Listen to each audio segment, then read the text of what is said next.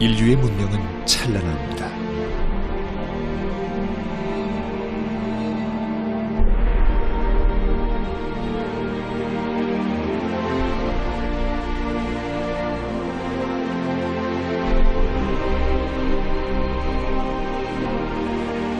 무엇이 우리를 여기까지 데리고 왔을까요?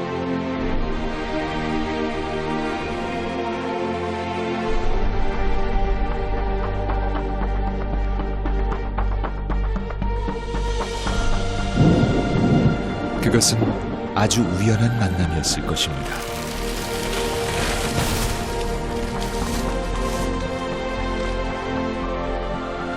그리 찬란한 탄생은 아니었습니다. 하지만 불은 우리에게 용기를 주었습니다.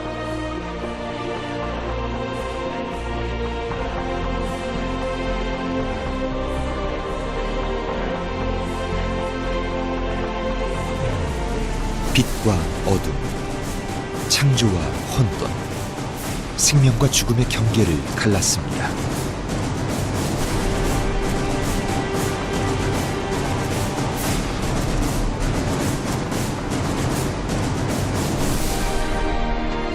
인류의 문명이 불에서 시작되었습니다.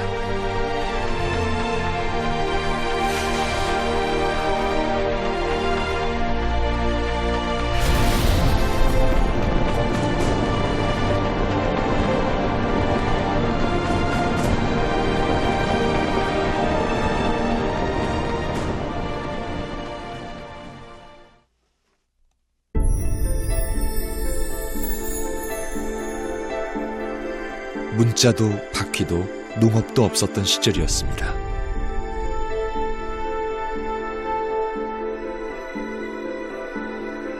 정체를 알 수 없는 거대한 석상, 기원전 1만 년 전 세워진 미스터리한 고대 유적입니다. 터키 중남부에서 발굴된 퀘베클리 테페는 동굴 밖을 나온 인류가 만들어낸 최초의 건축물이었습니다. 아마도 약육강식의 시대였을 것입니다. 수렵과 채집으로 연명하던 시절, 인류는 왜 이런 거대한 유적을 만들었을까요?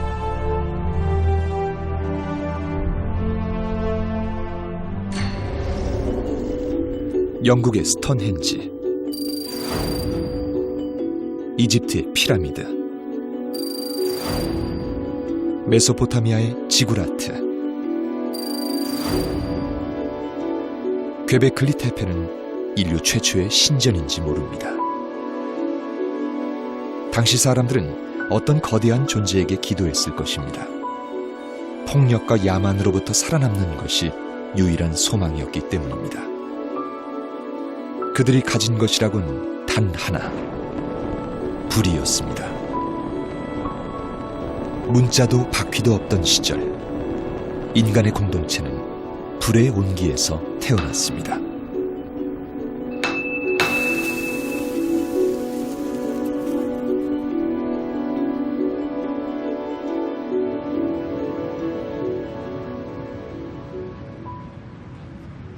그리고 몇천 년이 흘렀습니다. 어느 날 우리는 불 속에서 전혀 다른 힘을 발견하게 됩니다.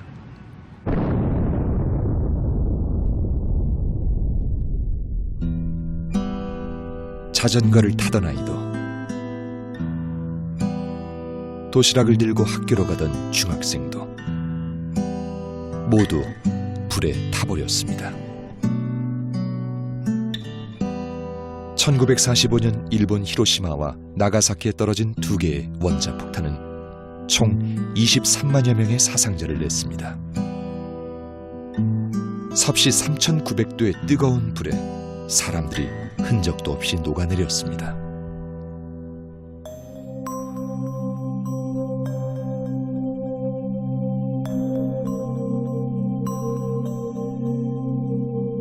우리는 비로소 알게 되었습니다. 불은 인류 문명을 파괴할 수도 있는 잔인한 힘이라는 사실을.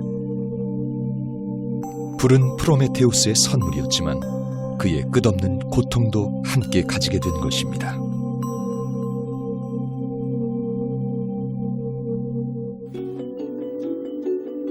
중국 스촨성,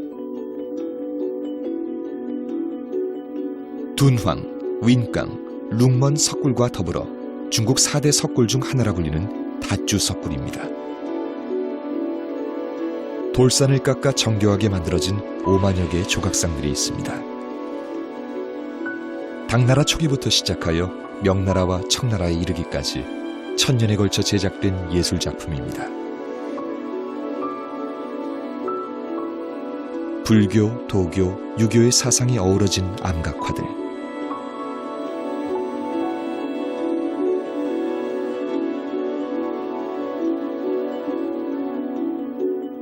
(1985년) 어느 날 이곳에서 좀 특이한 부조 하나가 발견됐습니다.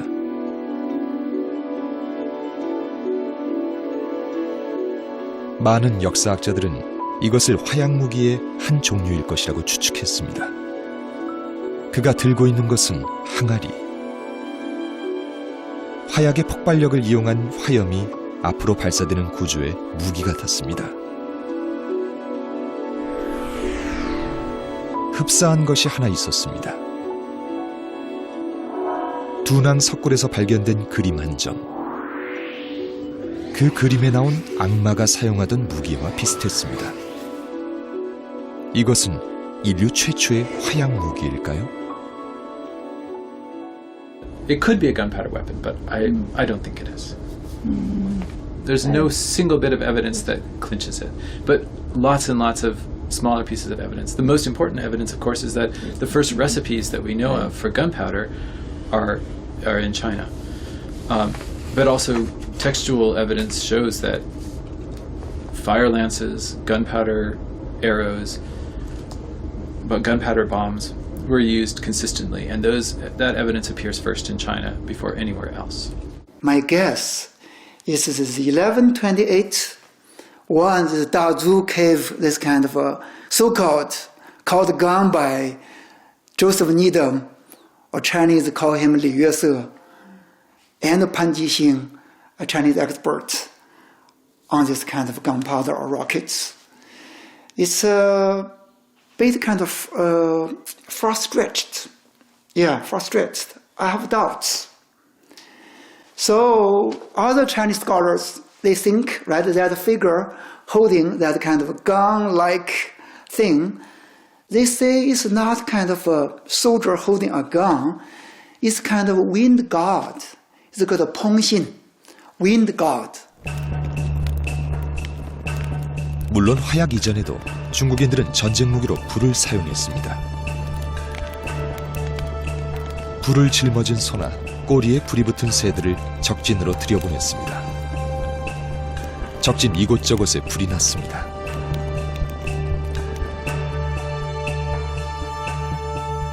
다주 석굴의 부조에 대한 논쟁은 뜨겁습니다. 하지만 그 당시 중국에 화약 무기가 없었다고 보기는 어렵습니다. 1126년 화약을 대규모로 사용한 전투가 실제로 있었기 때문입니다.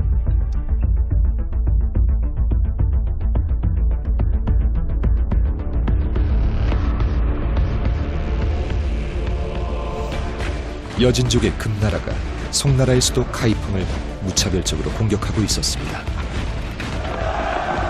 거란과 서하를 차례로 격파한 금나라는 파죽지세로 송나라로 진격했습니다.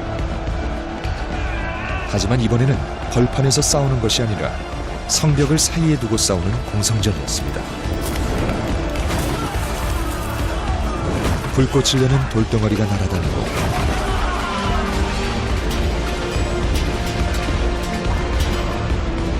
불화살이 창공을 가르고 있었습니다.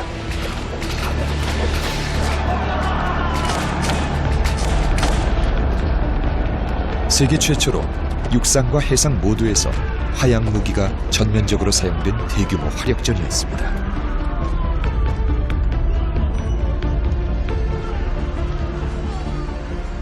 In the Song period, in the Battle of Kaifeng, for example, they didn't have guns. There were no guns.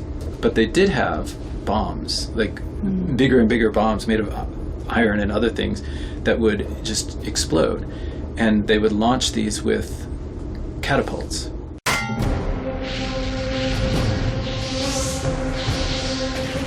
화약폭탄은 전쟁의 풍경을 완전히 바꾸어 놓았습니다. 투석기로 돌을 던지던 사람들이 이제는 돌덩어리 대신 화약폭탄을 날려보내기 시작한 것입니다. I would say when we talk about artillery, right, and guns, we imagine big guns shooting down walls or gates or something like this, right? But that's not what we had then. At that point, it was catapults hurling bombs inside, and then the bombs would explode inside. So the guns themselves came later. But I think a lot of people call the catapults artillery. This is an early form of artillery, so I guess it depends. 그렇다면 유럽에서의 화약무기의 역사는 언제 시작되었을까요? 이 수수께끼를 풀어줄 수 있는 그림 한 점이 있습니다.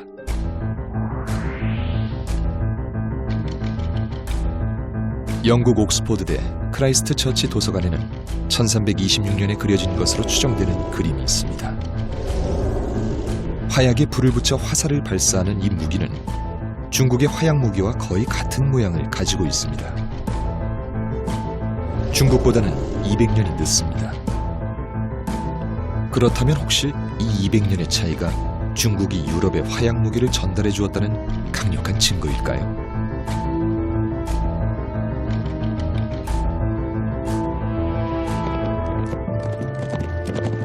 전문가들은 흔히 중국과 서유럽 사이에 있는 이슬람 국가나 몽골 제국이 화약을 전래하는 통로가 되었다고 추측합니다.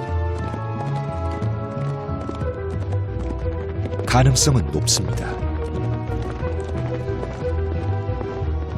하지만 그 연결고리를 뒷받침하는 명확한 근거는 아직까지 발견되지 않았습니다. I think probably it diffused in many places in different times. But we don't have a clear link. We don't have the smoking gun, as it were, that links, that shows us the transmission. Regarding gunpowder transmission or gunpowder technology, is a Korean person, official Cui Moxuan or Cui Musen, is the only one we know who was responsible. We have a clear record. Yeah, in 1374, he invited a Chinese merchant who knew how to make gunpowder and invited to his house. He treated him well and he learned from him. But regarding the rest of transmission, for the Chinese gunpowder to spread to the West, we don't know, unfortunately. 화약무기가 본격적으로 사용되기 이전 중세 유럽의 전쟁 무기는 주로 창과 칼이었습니다.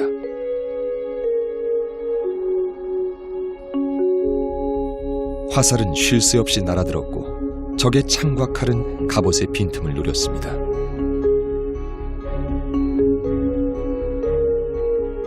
직접 맞붙어서 베고 찔러야 하는 근접전이었습니다.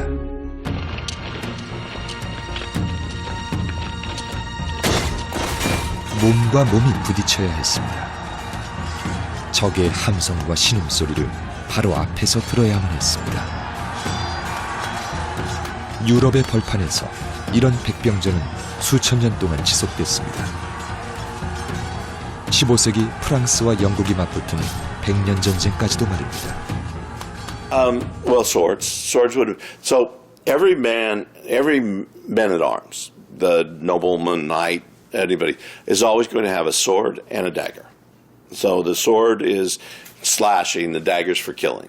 And if they want to kill somebody, then it's rather gruesome, but they would poke him in the eye, they would poke him in the neck, or they would poke him in the groin, and with the dagger. And that was how they'd kill him. If you were an infantryman, you used whatever you could. And a lot of them had swords, a lot of them had what we call staff weapons, these axes on poles, and that was very popular among the infantry as well. And then daggers and axes and hammers, whatever they could find. 한 소녀가 있었습니다. 19 짧은 인생을 살았습니다.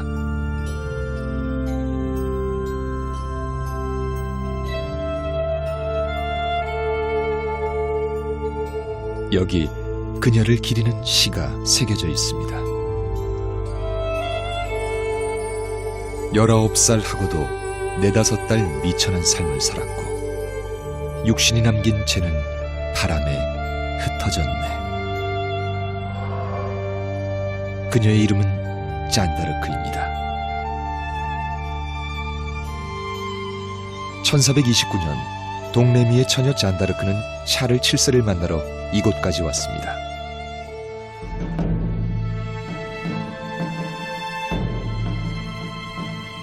The king won't see her for a few days, though. He's not quite sure what to do. And then when he does agree to see her, he says, all right, we're going to do a little test here. I'm going to dress up my courtier as me, and then I will stand in the back. And if she goes to him, then we know she's not from God. But if she comes to me, not dressed as a king, but knows me as the king, then we will recognize that she has this mission from God. 잔다르크는 그렇게 시험에 들었습니다. 성 안의 모든 이들이 프랑스를 구하겠다고 찾아온 16살 소녀의 정체를 의심하고 있었습니다. 잔다르크는 가짜 왕을 지나쳐 300명의 사람들 속에 숨어있는 샤를 7세 앞으로 다가갔습니다.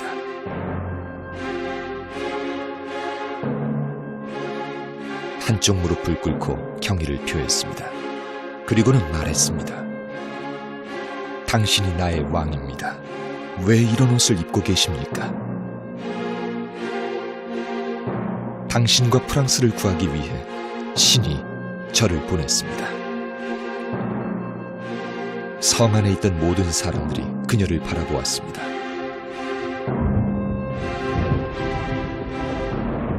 잔다르크가 역사에 처음 등장한 날이었습니다.